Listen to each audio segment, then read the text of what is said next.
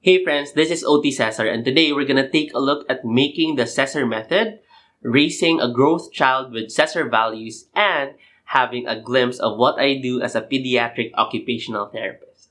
Bum, ba, bum, ba, bum, ba, bum, bum, ba, ba, ba, bum.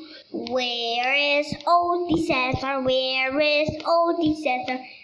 There you are, there you are.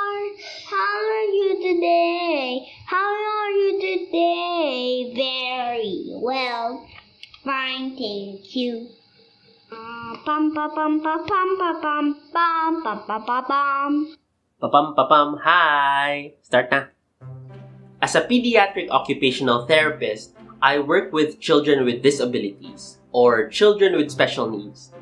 They have a diagnosis of autism, ADHD, Down syndrome, intellectual disability, or some other condition that could cause developmental delays. I've also worked with children who don't have a diagnosis, but they're having a hard time focusing in school or listening to rules and instructions from teachers and parents, or they're having a hard time socializing and making friends. They could be getting bullied, or they could be bullying other kids, or they're feeling shy and they're having a hard time making friends in school. Working with families coming from a variety of backgrounds and cultures, I wanted to find a pattern and build a system that I could replicate and use with different children so that I could have a better flow, a more organized flow where I could see better the growth of every child that works with me. So I actually started making the method, the Cesar method, while I was in my balcony. It's in my balcony where I started taking care of succulents and small pot plants. It's where I read books or spend the afternoons journaling, giving my body a sweat by exercising, or just taking a good view of the city. I'm just kidding on the exercise. Talking about patterns, I've somehow realized that raising a child has similarities to growing a plant. Growing plants, no matter what type it is, needs the same ingredients. All plants need sunlight, soil, air, water, and huge amounts of love and patience. It's how I view raising children with values and principles. Oftentimes, the values we focus on in children are being smart and talented. By those standards, we praise them as being a natural, a genius, or the smart kid. So that's why a lot of kids, when we work on something that they're comfortable with or something that they're good at, they get really excited.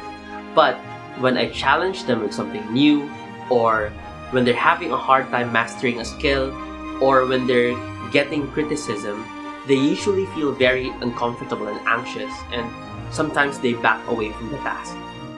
Well, because if you're a natural and a genius, why would you not know? And if you're smart, how could you make mistakes, right? I mean, why would they allow themselves to have that identity and label threatened? You know, we could be focusing too much on IQ, having higher test scores, getting better grades, doing better in IQ tests. But at a generation level, IQ isn't really much of a problem. The Flynn effect demonstrates that younger generations actually have higher IQ scores than older generations. And we can see with how younger children are learning very fast and learning so much more at a younger age. You know, they could do a few searches on Google or watch a few minutes on YouTube and they would learn so much about a certain topic. But if we think that higher IQs and smarter people would make a better world, then right now, why are there more mass shootings? Or why are there more cases of depression and self-harm? So, training the IQ or having a goal of increasing your child's intelligence quotient isn't a bad thing. But what could be a bad thing is focusing all our efforts on that one aspect of a child. That is why the Cesar method is a holistic, child-based approach that works on the IQ, the emotional and social quotient, as well as the adversity quotient of children, all of which are important in the success of your child now and when they're older. There are 5 Cesar values: curiosity, empathy, self-awareness, achievement, resilience.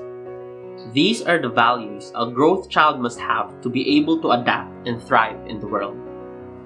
We have curiosity, a desire to understand the world. It's not just learning concepts, but learning how to learn. Having the humility to accept that you won't know everything, but knowing that that's what makes life fun, because you'll never run out of things to discover. Feeling excitement instead of fear when faced with new information, because it's another opportunity to grow. From knowing what you know and what you don't comes self-awareness. The only way to know where you're going is to know where you are.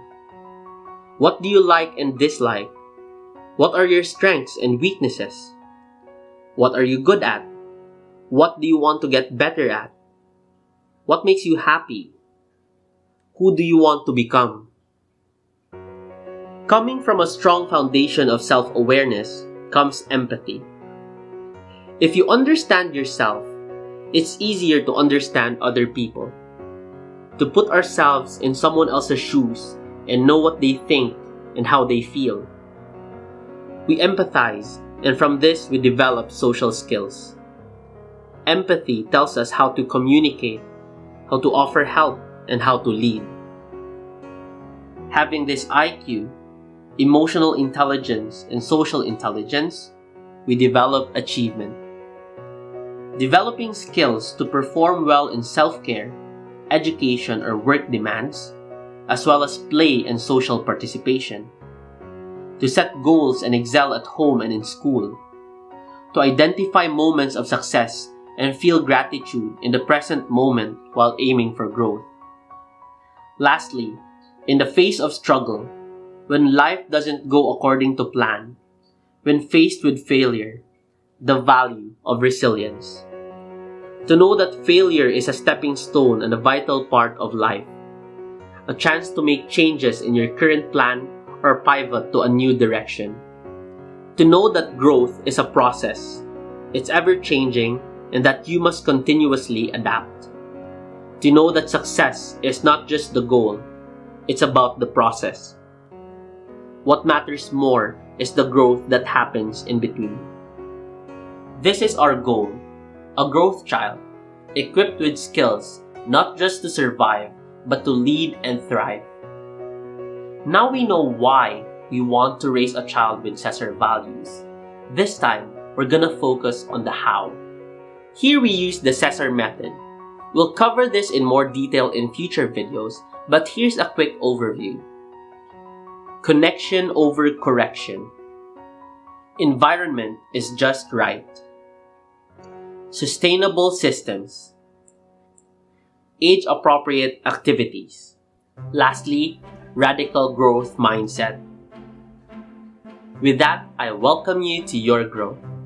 If you would like to keep growing with me, follow me on my Facebook page or subscribe to my YouTube channel. Papam!